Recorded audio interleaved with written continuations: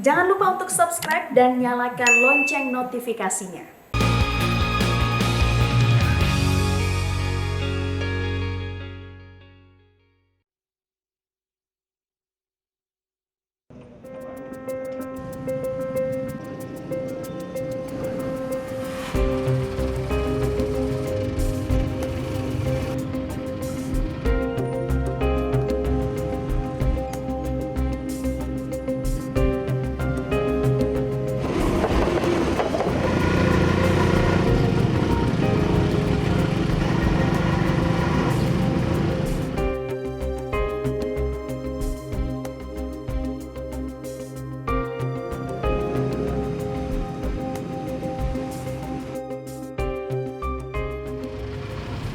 Lagi non, hujan terus ya? Jakarta macet semua ya? Aduh, saya kurang paham nih kalau masalah ini. Iya, orang nggak tahu. Menara ya ntar ya? Mudah-mudahan ya. Kalau ntar mogok, ntar pulangin duitnya ya.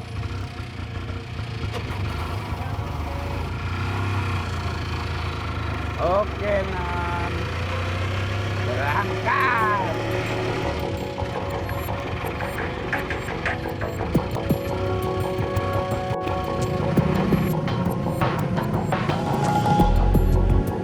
Naik bemo masih asik nggak kemesannya? Enak maksudnya nyantai gitu. Kalau angkot kadang kan ngebut-ngebut ya kan? Turunnya juga harus buru-buru. Aman lah kalau naik bemo. Ini kan termasuk warisan budaya nan. Iya.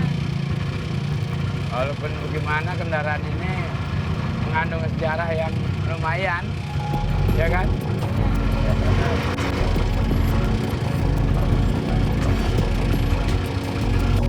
Oke deh. Ayo. Panggilan saya Pak Kinong. Panggilan tersebut emang udah dari masih bujangan sampai sekarang. Nah, kalau awal mulanya saya narik bemo, tadinya saya anak jalanan. Berhubung di jalanan itu kita sering bergaul sama teman-teman, sama supir bemo. Saya lihat kok narik bemo kayaknya asik gitu kan.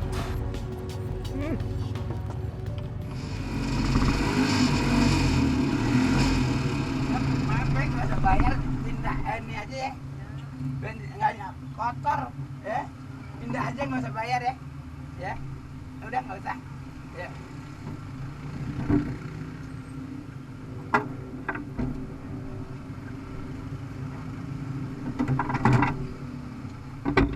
Udah nggak usah.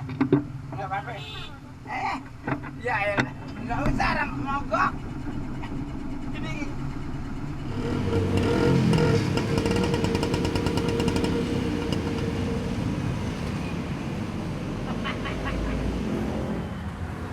Biasa bekas air hujan kali, hujan melulu.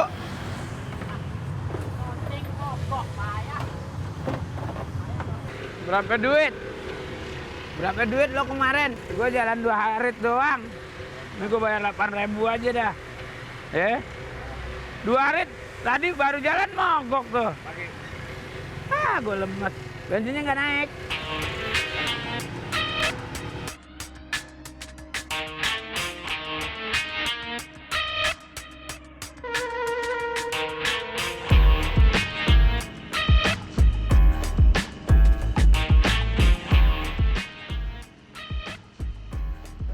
Waktu itu tahun sekitar 76, itu saya mulai belajar. Ternyata saya belajar bemo terus asik gitu. Pada waktu itu memang sekitar tahun 80-an itu narik bemo istilahnya sedang gimana ya? Boleh dikatakan sedang asik-asiknya gitu. Jadi udah satu kebanggaan pada tahun itu kita jadi seorang pengemudi aja udah satu kebanggaan. Karena pada waktu itu kan juga belum ada angkutan lain. Dan untuk menjadi seorang pengemudi itu juga sulit gitu kan. Setelah saya jalani tahun demi tahun, pada saat tahun 97 ada permajaan bemo. Nah, mulai deh itu bemo merosot. Karena apa? Banyak mobil-mobil baru yang keluar. Hingga tahun 2010 kurang lebih ya. Bemo mengalami masa sulit. Ya sebentar. Bentar. Duitnya, gue nggak ada utang kan. Penumpang sulit. Terus kadang kala kita buat beli bensin aja, kondisinya udah agak parah, apalagi untuk di rumah. Tapi kita dengan sabar terus jalanin kan. Karena apalagi yang harus kita kerjain, sedangkan banda kita satu-satunya cuma bemo kan gitu. Halo, selamat sore. Nah pada saat sulit itu sampai saya menjual bemo saya sama Pak Riko. Yang pada waktu itu Pak Riko Halim beserta temannya itu Pak Adit berniat membeli bemo untuk membuat apa ya, kayak semacam kegiatan sosial. Saya kan kerja di Icon. Icon itu sejak 94 buat lucu-lucuan lah, ada majalah, ada apa jurnal lah ya. Terus ada kegiatan-kegiatan kecil sama teman-teman. Tahun 2010 mulai mau nggarap yang namanya internet keliling. Netlink kami sebutnya. Nah, Netlink itu kami buat pertama naik motor biar bisa keluar masuk kampung segala, buat modul. Tapi nggak stabil tuh, suka jatuh, suka apa karena CPU, terus ada monitor kayak gitu. Terus akhirnya nyari alat transportasi apa yang kecil, cukup kecil, tapi mampu stabil gitu. Terus kami cari, terus kepikiran soal bemo ini.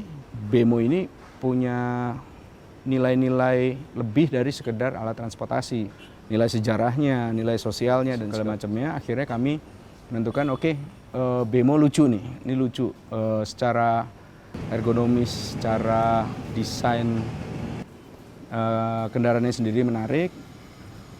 Dia punya sejarah sewaktu Soekarno itu meminta pemerintah Jepang untuk mengadakan alat transportasi, terus adanya Ganevo tahun 1963. Nah, itu butuh alat transportasi kota tuh. Nah, jadi mungkin awalnya saya ke bemo ya sesederhana itu, buat lucu-lucuan yang semoga bisa berguna lah ya.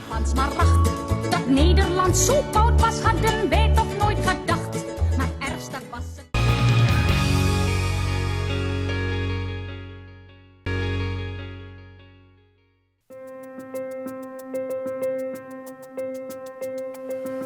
Perhatian untuk bapak-bapak, ibu-ibu, anak-anak sekalian. Semuanya.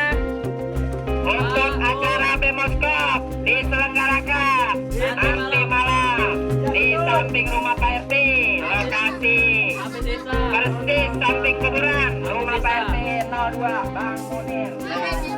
Saya dibantu oleh Icon ya.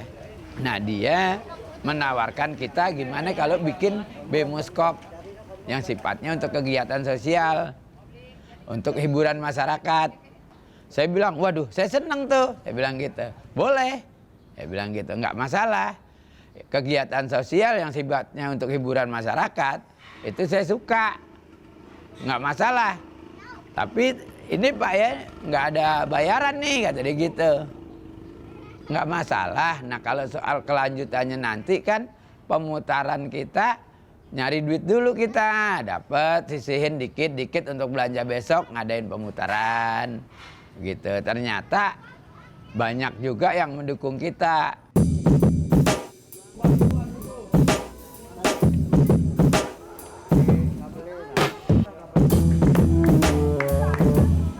Melakukan pemutarannya, mekanismenya saya harus nawarin dulu ke masyarakat ya. Masyarakat yang mana haus hiburan, kebenaran kita punya kegiatan sosial, nah kita tawarin, mau nggak? Nih kita ada hiburan nih, bikin layar tancap untuk nonton anak-anak nih selagi hari libur. Tertarik nggak? Kalau mereka tertarik, terus kita bilang, tapi untuk kebersihan dijaga ya semua. Sebab bukan apa, ini kegiatan sosial, bukan proyek. Nanti disangkanya, kan orang-orang sekarang banyak kan nggak tahu, disangka kita dapat proyek, terus minta uang kebersihan, keamanan, istilahnya uang jago lah. Mereka nggak sadar, harusnya mereka justru mendukung kita. Oh iya, supir bemo yang udah tua aja masih punya potensi mau untuk hiburan masyarakat. Malah mereka bukan mendukung, malah mau itu jadi John Towel.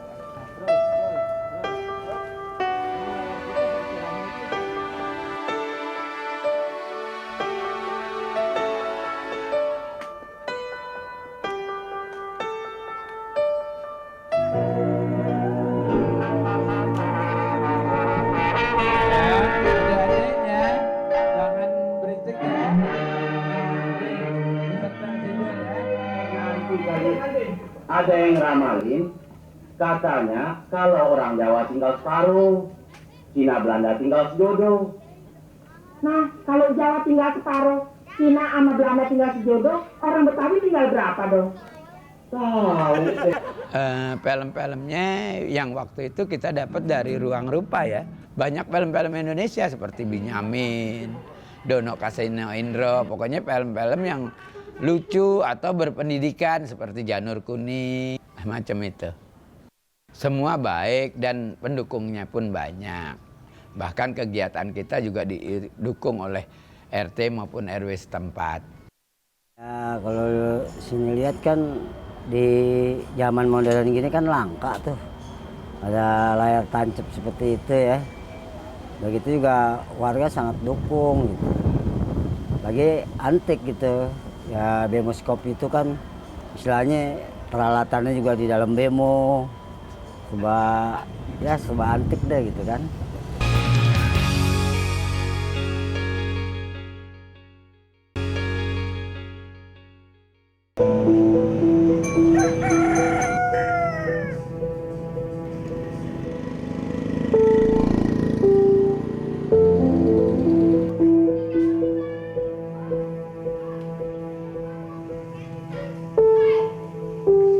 Berkah banget bisa ketemu sama Pak Kinong karena Pak Kinong juga orangnya sangat mauan gitu, mau eksperimen juga, mau usaha juga. Terus kami yang sebenarnya blank soal kendaraan bemo, ngobrol dengan orang yang selalu setiap hari deal dengan bemo, dengan Pak Kinong itu. Terus jadi kenalan dengan teman-temannya Pak Kinong, keluarganya segala macam.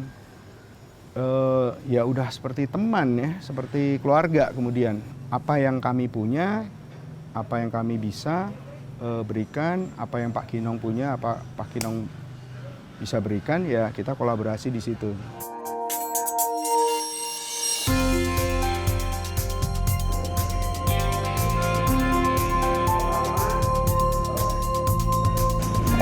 Sebenarnya lebih antik loh, ya. Ini nih karya bangsa kita nih yang terpendam. Diketok tangan semua nih, ini sampai ini ya, semua ketokannya Pak Jayadi sama siapa? Pak Aep. Pak Aep. Handmade gitu. Handmade. Gak ada yang dipres, semuanya itu dibuat. Gila juga. Kerjaannya kita akui oke.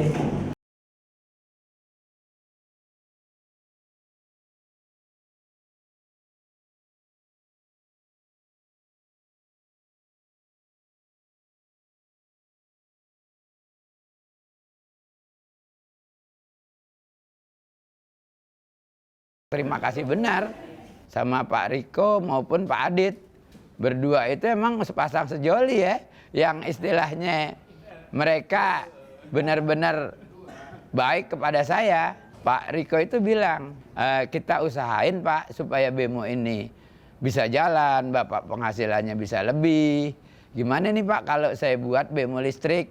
Ya akhirnya kita bersama tuh bertiga. Umumnya Pak Adit maupun Pak Riko itu mulai desain bemo listrik. Tapi ternyata karena kebentur masalah keuangan juga, bemo listrik tersebut dan ternyata fasilitas baterainya nggak memenuhi syarat. Jadi sekitar 3 jalan, 4 jalan lemah. Akhirnya entah bagaimana perjalanannya saya kurang jelas ya. Entah bagaimana akhirnya terbentuklah itu bemo baca.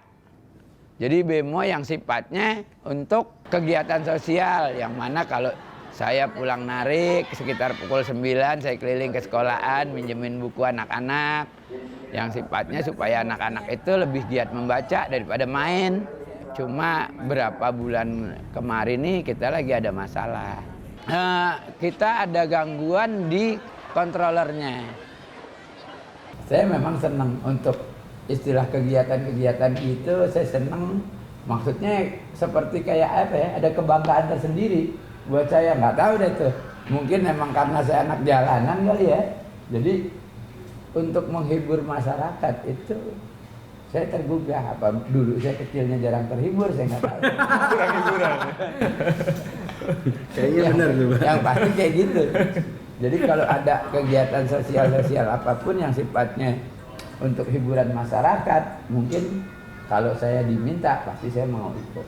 Yang saya lihat dari eksperimen teman-teman itu bahwa permasalahan kota gitu kan, kalau bisa bilang kota nih dalam hal ini kota Jakarta sebagai kampung besar gitu kan, artinya ketika bicara masalah kota, di dalamnya ada manusia gitu kan, di dalamnya ada manusia yang memang pendekatannya nggak bisa sekedar bemo dihapus dan digusur gitu kan, tapi secara bersama-sama, entah itu Pemda, entah itu warga kota, entah itu pengemudi bemo sendiri harus berkolaborasi bahwa harus cari solusi gitu kan, solusi sosial, solusi teknologi seperti apa nih gitu kan, dan itu harus melibatkan semua gitu, karena penyelesaian selama ini yang saya pahami dari Riko dan teman-teman memahami bahwa kalau ada problem sosial itu harus diselesaikan secara komprehensif. Tidak bisa hanya pendekatannya top down atau represif bahwa bemo digusur, dibuang, gitu kan? Seperti juga dulu becak digusur masuk jadi rumpon, gitu kan? Masuk ke laut. Nah, bemo mau diapain nih, gitu kan? Padahal bemo ini kalau dipelihara dia bisa menjadi identitas kota dari dari unsur sejarahnya. Artinya kalau di Manila atau di Filipina itu ada jeepney gitu kan, di Thailand ada tuk-tuk sebagai kendaraan yang menjadi identitas kedaerahan atau identitas lokal. Jakarta nggak ada selain Andong gitu kan. Problemnya itu sebenarnya. Kalau berharap dari pemerintah mestinya enggak ya, karena mereka pasti punya prioritas yang lebih tinggi, terus pemerintah iya susah berharap dari pemerintah. Kalau saya berharap dari kita-kitanya sendiri nih, warga kota. Kalau misalnya memang mau berubah menjadi lebih baik, ya harus warga sendiri yang melakukan. Misalnya kaitannya dengan bemo, kalau lihat bemo, ada supir bemo, ya senyum dikit atau jangan nawar, kalau ditagih 2.000 atau 3.000, bayar aja. Nah itu udah sangat berguna bagi si supir bemo. Dia merasa dimanusiakan, dihargai. Nah harapannya sesederhana itu ya, jangan ignoran bahwa nih si bemo ini udah pantas dibuang, padahal kita nggak bisa memberi solusi pada supir-supirnya. Bemonya mungkin bisa dibuang, tapi orangnya nih kan nggak bisa sekedar langsung hilang gitu ya. Jadi bemo itu bendanya, tapi di balik benda ini pasti ada orang-orangnya, pasti ada keluarganya, anaknya. Ini bukan bicara soal ideal atau baik, enggak. Ini sederhana. Kalau itu terjadi pada kita sendiri, kita juga pasti berharap hal yang sama. Geef mij maar nasi goreng met een gebakken ei, wat sambal en wat kroepoek en een goed glas bier erbij. Geef mij maar nasi goreng met een gebakken ei.